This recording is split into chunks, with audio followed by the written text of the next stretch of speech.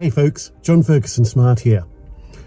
A few folk have been asking me what they should look out for when they're trying to hire or add test automation engineers to their organization. What sort of characteristics, what sort of skills should they look for? Should they look for people who are very good with a whole lot of scripting tools? Should they look for people with experience in testing? What's the story?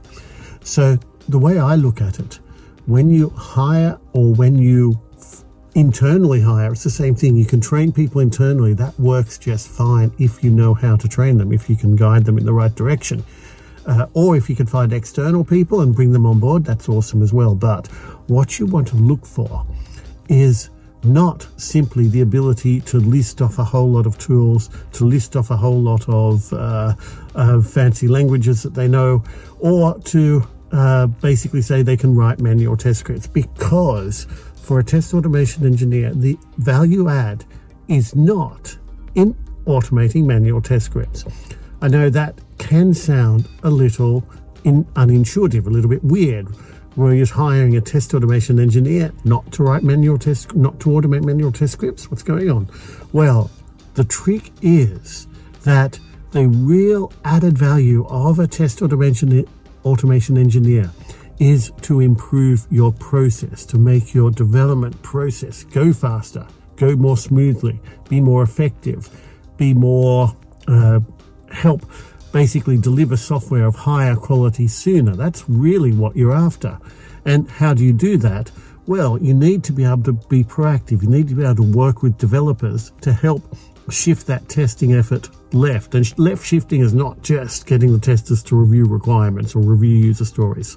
Real left shifting is working with developers, working with BAs to figure out how to articulate requirements early on, how to automate those requirements in the most effective way, and how to engineer your solution, engineer your product to make it as testable as possible. So when you get folk who are able to have that vision and to understand the bigger picture, where it's not just do some traditional manual test scripts and then automate them, but to actually be proactive and think in terms of, how do I make the whole process go faster? How do I get people communicating better? How do I get people articulating their requirements better? That goes beyond tools. That goes beyond any particular tool set. There are lots of tool sets that can help with that, but it's not limited to a particular tool set. And as soon as people start saying, I know this tool and this tool and this tool, often it's a sign that they're kind of missing the point, that really what you want to be after is people who can think at a broader level.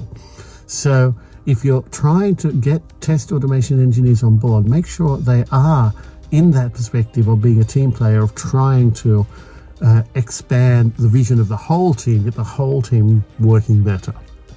Anyway, I'll do some more videos on this topic later on, but that was just a short intro video to give you an idea of how I see recruiting or acquiring test automation engineers into your organization. Thanks for listening, folks.